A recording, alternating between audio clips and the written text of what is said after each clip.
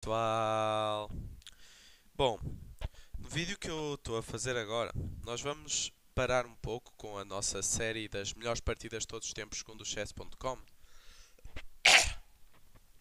e eu vou continuar essa série, tá? Vou fazer da terceira, quarta, quinta até à décima, se for preciso até faço mais, porque a lista está completa.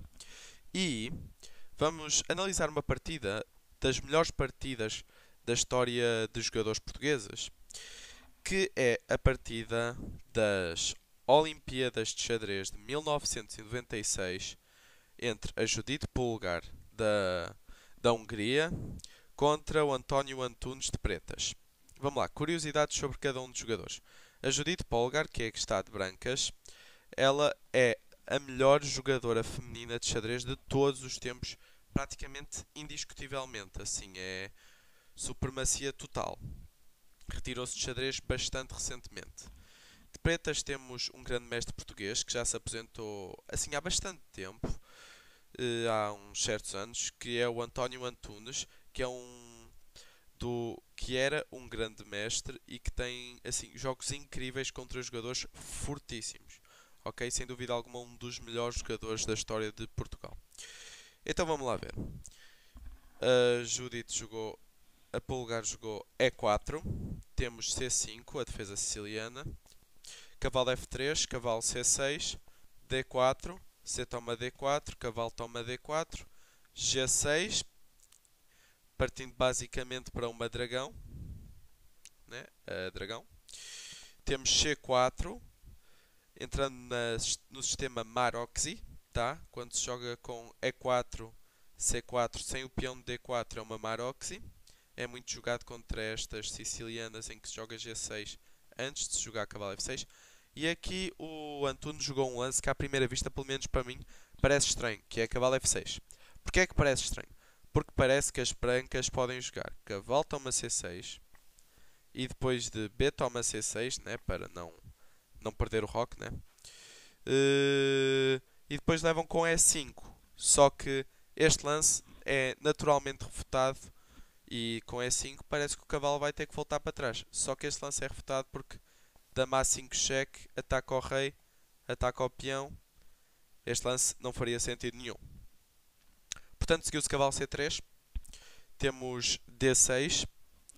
Aqui as ideias vão ser bispo G6, roque curto, bispo D7, torre C8, sim, lances naturais. F3, preparando bispo E3, já que aí o cavalo não poderia vir para aqui, já que a casa está protegida. Temos cavalo toma D4, dama toma D4, simplificando o jogo, e bispo G7. A dama está na mesma diagonal que o bispo, mas de momento não há nenhuma ameaça de descobertos. Os descobertos que há não são nada demais. E temos então bispo E3. Roque curto, dama D2 e aqui, até agora, e bispo E6. E bom, este lance é. Parece que o bispo está numa casa estranha a tapar o peão, mas o bispo coloca pressão e não. Sim, não se passa. Não há problema nenhum em colocar o bispo aqui. Seguiu-se torre de A1, dama A5 e aqui jogou-se bispo D3. É interessante falar que até agora todos os lances que foram jogados foram sempre um dos dois, ou na pior das hipóteses, três lances mais. Terceiro lance mais jogado da posição. Só que este lance é o quarto lance mais jogado e só tem 8 partidas na base de dados, enquanto que outros lances têm assim tipo 100 partidas. Os lances que são mais jogados, em terceiro lugar temos cavalo D5, que se seguiria com dama toma A2, ou seja, deu-se um peão em troca do peão de E7, cavalo toma E7 cheque, rei sai, temos bispo E2 e o jogo segue-se normalmente, as pretas ficam com o peão isolado, mas a dama tem uma forte atividade. Ou então podia também se jogar o lance B3. Seguiria-se torre de FC8, bispo E2 e bom, depois podia seguir por exemplo com A6. Ou então, e aí temos o lance, um lance que também é muito jogado, que é bispo E2, que é o lance mais jogado. seguiria-se com, por exemplo, torre de FC8. Todas estas posições, tirando a de cavalo D5, são bastante similares ao plano que foi jogado pela Judith Polgar, com a diferença que, neste caso, o bispo está em D3, nas linhas que nós vimos agora o bispo estava em E2. Mas pronto, é uma simples diferença. Torre de FC8, B3, ou seja, lances bastante parecidos. Vale lembrar que torre de FC8, o peão está a ser atacado. Ou seja, posições semelhantes. Sexe B3, A6, cavalo E2, dama toma D2, ou seja, trocamos as damas. E faz todo sentido aqui comer de rei, porque não há problema nenhum em se perder o roque, porque aqui eu pelo menos preferiria muito mais ter o meu rei aqui do que aqui, porque o rei tem que estar próximo ao centro nos finais, né? Temos cavalo em D7, que vai manobrar para estas casas. Cavalo em F4. E este lance ganha automaticamente o par de tira automaticamente os par de bispos das negras, porque já está a atacar o bispo e o bispo não sai para lá nenhum. E, bom, o Antunes achou que não haveria problema nenhum em perder o par de bispos, o que até se entende, não é? A posição está fechada, então tem muitos peões, portanto o cavalo é bom para poder saltar por cima das peças. Assim, dá perfeitamente para se perder o par de bispos nesta posição. Seguiu-se cavalo C5, bispo em E2. E aqui parece que o Antunes ganha uma possibilidade, caso tivesse se arrependido do seu plano anterior, de recuperar o par de bispos. De não perder o par de bispos. Só que esse plano que parece que é o da fuga do bispo, assim, não resulta por causa do simples lance cavalo D5. Este lance ameaça capturar o peão em cheque e ao mesmo tempo ameaça o cavalo vir para B6 com um duplo. Portanto, e para se defender o peão D7 sem o cavalo poder vir para aqui com duplo, era torre em E8. Só que aqui levava-se com esta duplo. Ou seja, não. A Polgar fez muito bem em jogar bispo E2. Foi um excelente lance mesmo. E porque realmente não dá a possibilidade de voltar, de se não perder o par de bispos. Vai-se perder o par de bispos à mesma. Seguiu-se A5, com ideias de A4, e danificar um pouco esta estrutura de peões, né? A torre também vai poder entrar, né? Faz sentido. Seguiu-se cavalo D5, e este lance realmente força o bispo toma D5, que foi o lance jogado. Porquê é que força? Pela mesma ideia que está a atacar este e está a atacar este. E novamente o único lance que impede os dois é este, só que permite este. Portanto, este cavalo aqui é um super cavalo e faz todo sentido capturá-lo. E aqui, até aqui, ambos os jogadores, mas vamos falar principalmente sobre a Judith Polgar, jogaram muito bem, tá? E realmente andavam a jogar perfeitamente mesmo. Só que aqui a Polgar cometeu o seu primeiro erro. Ela jogou C toma D5, tá? Que não é um lance que perde de maneira alguma, tá? Mas que permite às pretas um contra-jogo fortíssimo. Tá, nesta posição aqui, caso tome de E, que é o que a Polgar devia ter feito, e aí o jogo seguia normalmente, com bispo P2, a torre sai, o bispo vem, e joga-se normalmente assim. É uma posição de empate? Sim, em princípio é. Só que, entendem? Alguém ganhar aqui, em princípio, deveria ser as brancas, que têm o par de bispos. Lógico que as pretas também têm as suas vantagens, tá? Mas, assim, no geral, as brancas parecem estar um bocadinho melhores. No entanto, o lance que a Polgar fez, que é um lance que, à primeira vista, parece fazer todo sentido, foi C toma D5. E aqui, este lance parece fazer todo sentido porquê? Porque disputa a coluna semi-aberta das brancas.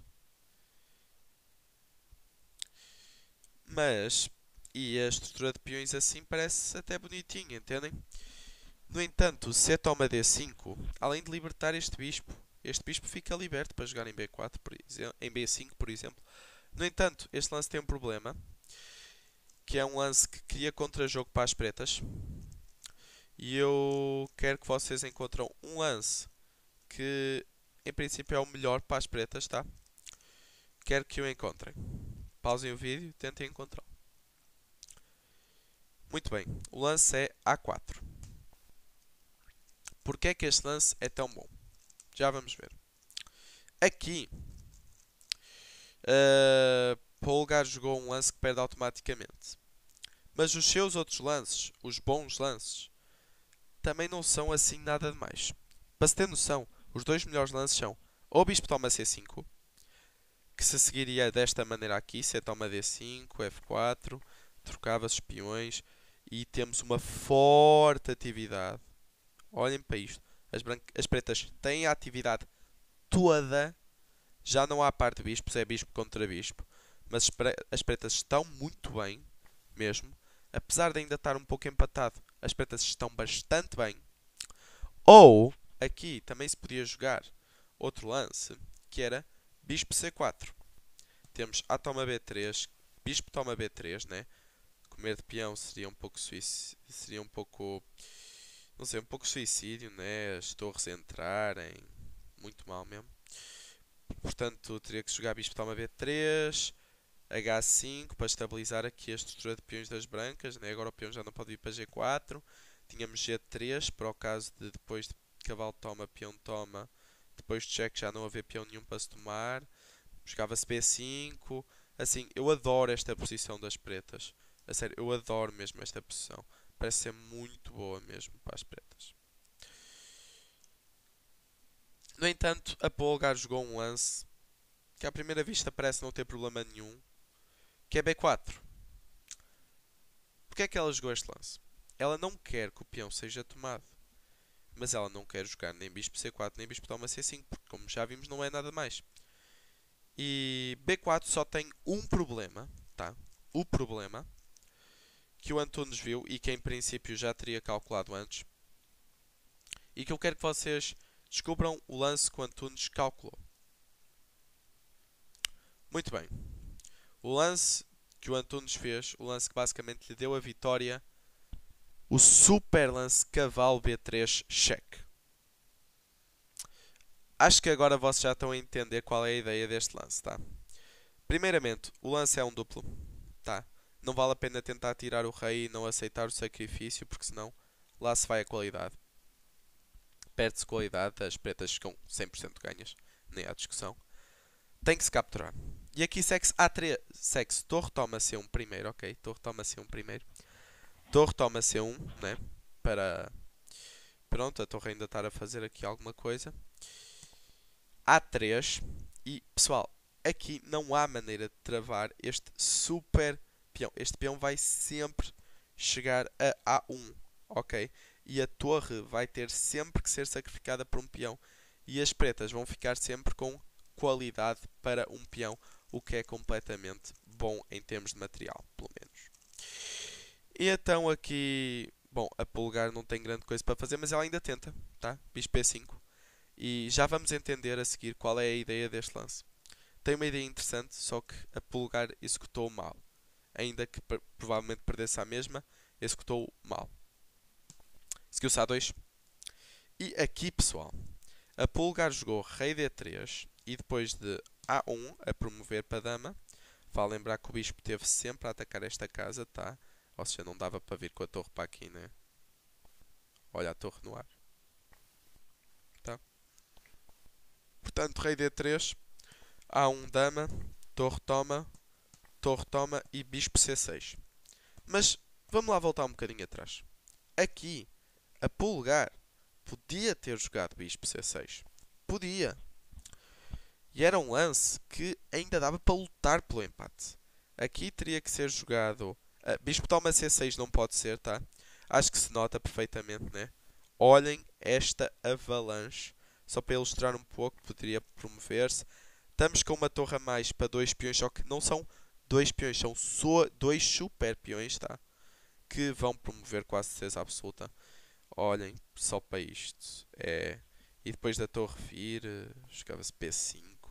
Esqueçam, isto é uma avalanche. Não dá para aguentar. Por outro lado, o lance que se teria que jogar seria A1 promovendo para dama. Torre toma. Torre toma. Bispo tomava. Torre cheque. Tomar não é bom. Bispo A6. Torre toma H2. B5 é muito bom para as brancas. E em princípio está a ganho para as brancas, tá?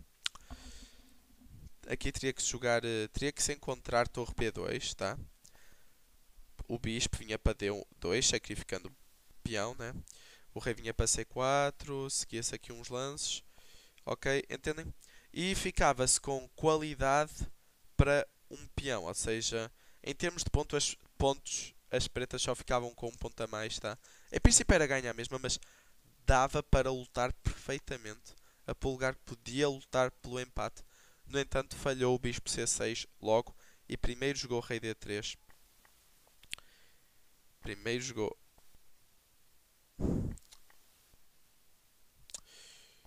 aqui rei D3, tá? Promoveu-se para a dama e só aqui jogou-se bispo C6. No entanto, aqui após torre B1, isto simplesmente está ganho. Bastante ganho para as pretas. Ainda se tentou proteger o peão, mas depois de uns lances, cheque, ganhar-se o peão ser difícil de se proteger, olha, forçar-se a troca. E5, Miram passant, K5, né? Seguiu-se o jogo, mas assim, o Antunes está muito bom e reparem na técnica de final dele. Vou só passar rápido, tá? Mas olhem, torre e 2 peões contra bispo e 3 peões. Como é que se ganha isto? O Antunes explica-vos. Primeiro come-se um peão, depois vem-se com o rei, depois vai-se forçando, até que se chega a um ponto em que o peão já é indefensável, tem que sacrificar o peão.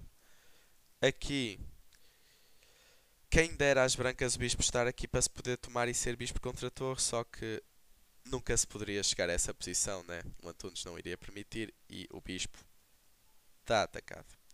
Bispo aqui, segue-se e depois deste lance a Polegar abandonou. Isso mesmo, não pode tomar, obviamente, né? E este final vai ser simples, assim. Joga-se o rei para aqui, dá-se um cheque, vai seguindo com o rei. Entendem? Simplesmente vai-se tentando promover e vai chegar a um ponto em que o bispo vai ter que ser sacrificado.